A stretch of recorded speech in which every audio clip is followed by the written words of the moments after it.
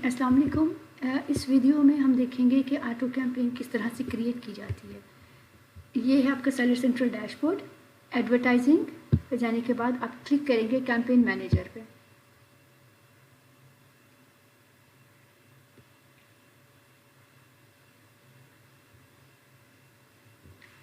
Create campaign,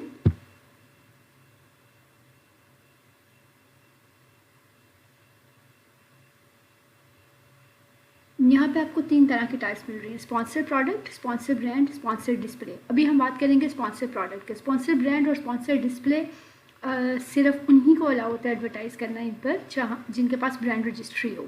तो अभी हम देखेंगे स्पॉन्सर प्रोडक्ट। कंटिन्यू करें स्पॉन्सर प्रोडक्ट पर। सबसे पहले हम कैंपेन का नाम रखेंगे। ये कैंपेन का नाम हमारी अपनी अंडरस्टैंडिंग के लिए, ताकि लेटर ऑन जब हम सर्च टर्म रिपोर्ट डाउनलोड करें, डिफरेंट कैंपेन्स का एनालिसिस करें, तो we can differentiate between different campaigns, different products. तो यहाँ ये नॉर्मली हम अपनी प्रोडक्ट का नाम ही रखते हैं। तो लेट्स से हम ये कैंपेन क्रिएट करने जा रहे हैं फॉर स्पैचुला। तो you can make it like spatula auto. Budget आप यहाँ पे रखें $10।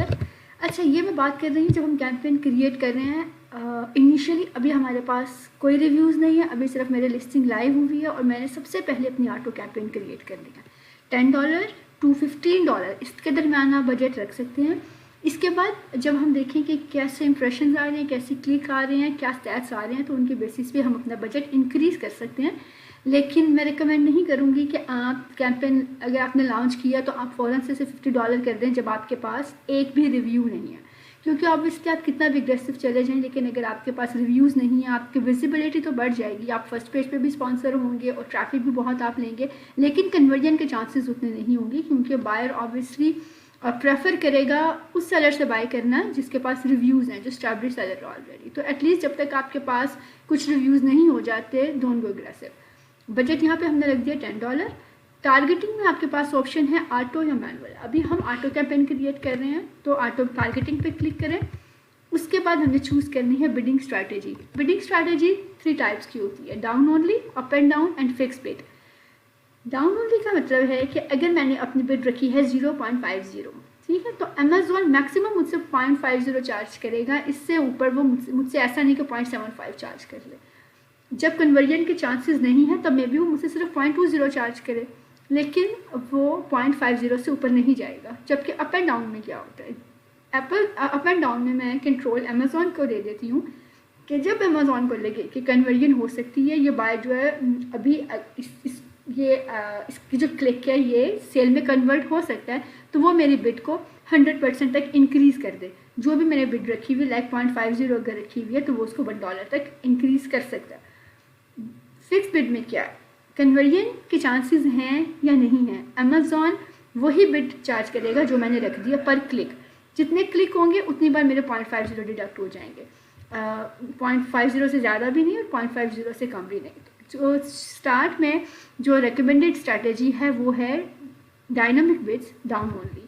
लेटर ऑन जब हमारे पास कुछ कीवर्ड्स ऐसे आ जाते हैं, जब हमें पता होता है कि ये क्रीम कीवर्ड्स हैं और हमारे पास रिव्यूज़ भी अच्छे हैं, और अब की मुझे पता है कि अगर एक बार बायर मेरी लिस्टिंग पे आ गया तो बहुत चांसेस हैं कि वो मुझसे ही बाय करेगा, किसी और सेलर के पास नहीं जाएगा। मेरी ऑफ़र अच्छी है, मेरी प्राइस अच्छी है, मेरा पैक अच्छा है, तो वो रिव्यूज़ मेरे अच्छे हैं।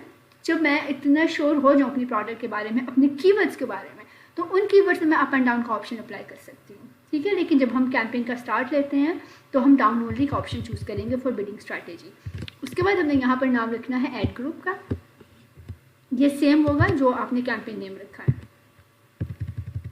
यहाँ से हम चूज़ करेंगे जिस प्रोडक्ट पे हमें कैंपेन चलानी है। लेट्स से मैंने इस प्रोडक्ट को ऐड कर लिया। अब हमने डिसाइड करनी है बिड।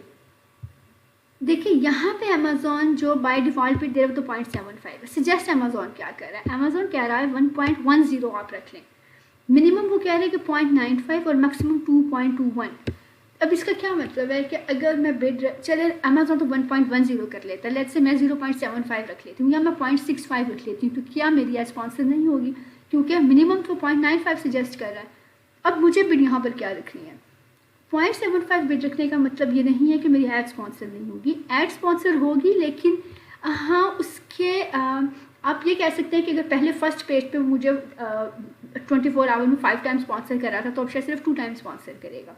एड मेरी स्पॉन्सर होगी लेकिन उसकी प्लेसमेंट चेंज हो जाएगी और उसके नंबर ऑफ इम्प्रेशंस चेंज हो जाएंगे। तो ये चीज़ें हैं।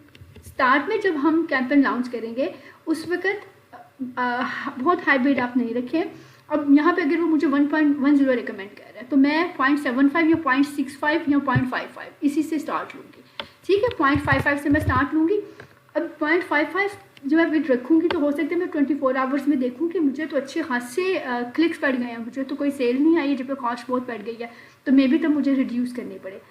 और ये भी हो सकता है कि 0.55 पर मुझे सिरे से कोई इंप्रेशन ही ना आए और मैं अपनी बिड बढ़ा के 0.99 कर दूँ और सिरे से मुझे तब भी हार्डली 100 इंप्रेशंस आए हैं, तब मे भी मैं अगर अमेज़ॉन मुझे 1.10 कह रहे हैं तो मुझे 1.45 बिड करनी पड़े। तो बिड इनिशियली आप वो रखें जो अमेज़ॉन सजेस्ट कर रहा है, अगर वो बहुत ज़्यादा है तो आप उससे कम रख लें, अगर वो ऑलरेडी आपको 0.55 कर रहा है तो जो वो आपको सजेस्ट कर रहा है वो बिड रख सकते हैं। उसके बाद जब कुछ डाटा हमारे पास आ जाता है तो उससे अकॉर्डिंगली हम अपने बिड को इंक्रीज़ या डिक्रीज़ कर लेते हैं। लेकिन ये ऑप्शन हम यूज़ करते थे पहले जब हमारे पास से सेकंड ऑप्शन नहीं होता था, टारगेटिंग ग्रुप नहीं होते थे। अब हम चूज़ करेंगे set bids by targeting group. Targeting group में क्या है, टारगेटिंग ग्रुप में अमेज़ॉन हमें फॉर तरह की कंपोनेंट्स दे रहा है।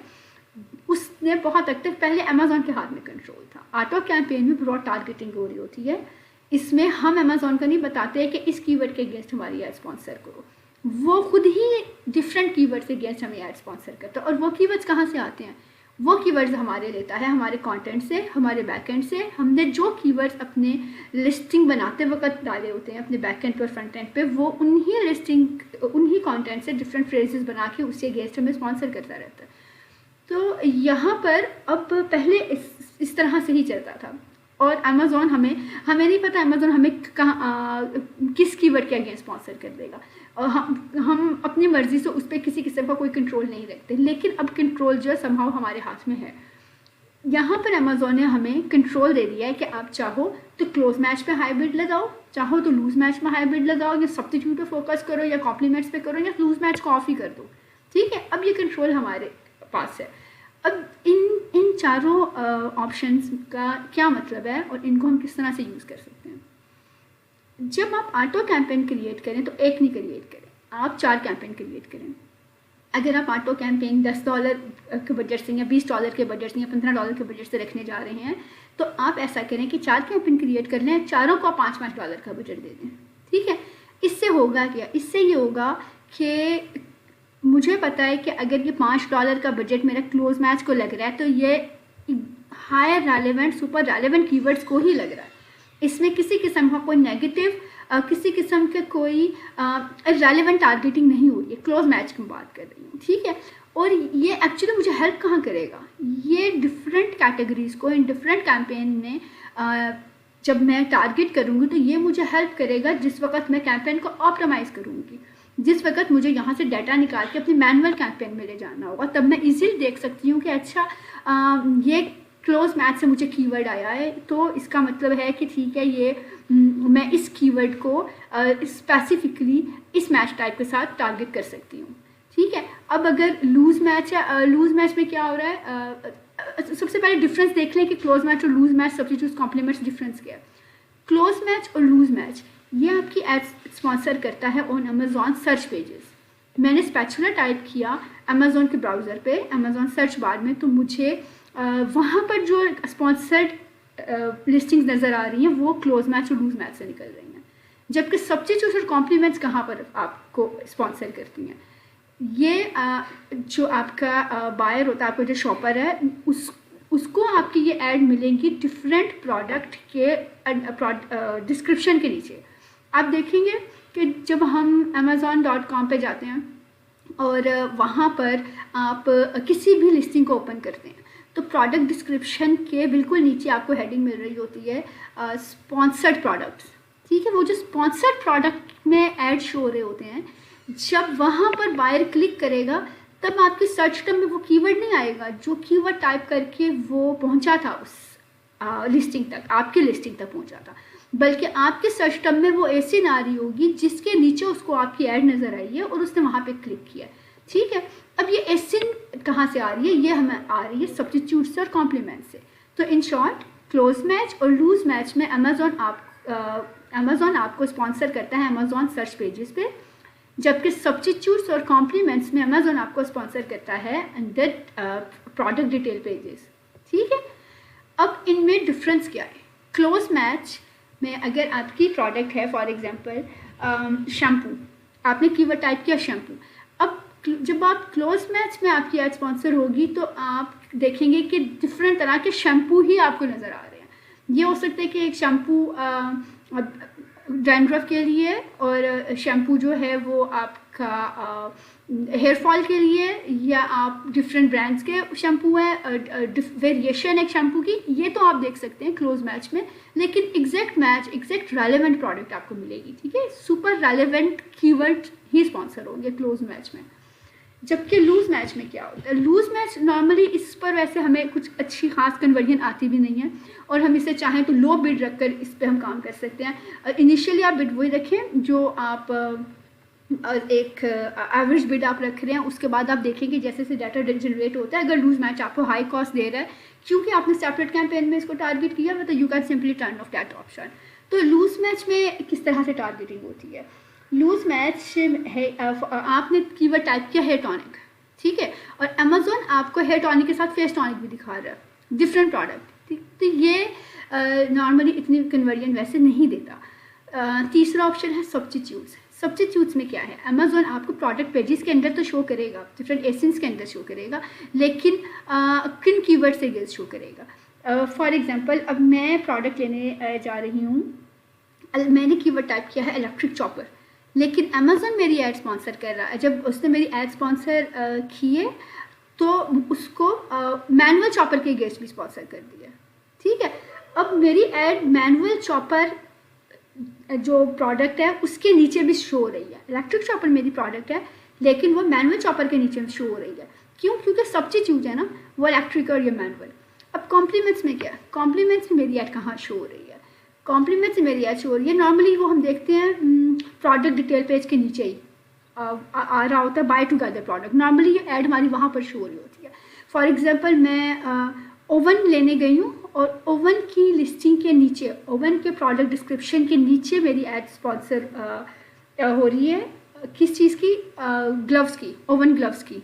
ठीक है, अब ये एक दूसरे को कॉम्प्लीमेंट कर रहे हैं कि जो ओवन लेने गया है उसको मे बी ग्लव्स भी चाहिए हो। ठीक है, जो कुकिंग स्पैचुला लेने गया है उसको कुकिंग पॉट भी चाहिए होगा। ये हैं कॉम्प्लीमेंट्स। तो यहाँ पर रिकमेंडेड है कि जब आप इस कैंपेन पर काम करें, ऑटो कैंपेन पे, तो इन चारों कैटेगरीज को अलग अलग टारगेट करें। ठीक है, क्लोज मैच को आप यहाँ पर ऑन रखें, लूज मैच, सब्स्टिट्यूट्स और कॉम्प्लीमेंट्स इनको आप ऑफ कर दें। ठीक है, बिट 0.75 के साथ चलेंगे। नेगेटिव टारगेटिंग हम और प्रोडक्ट टारगेटिंग ये हम डिस्कस करेंगे नेगेटिव टारगेटिंग सेशन।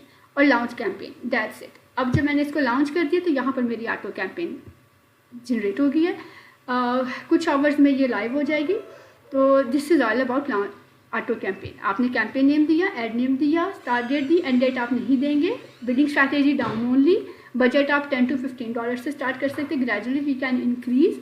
और बिड जो अमेज़ॉन सजेस्ट करे अगर बहुत हाई है तो आप उससे कम बिड पे ही चले, बहुत एग्रेसिव इनिशियली हमें जाने की ज़रूरत नहीं है। That's it.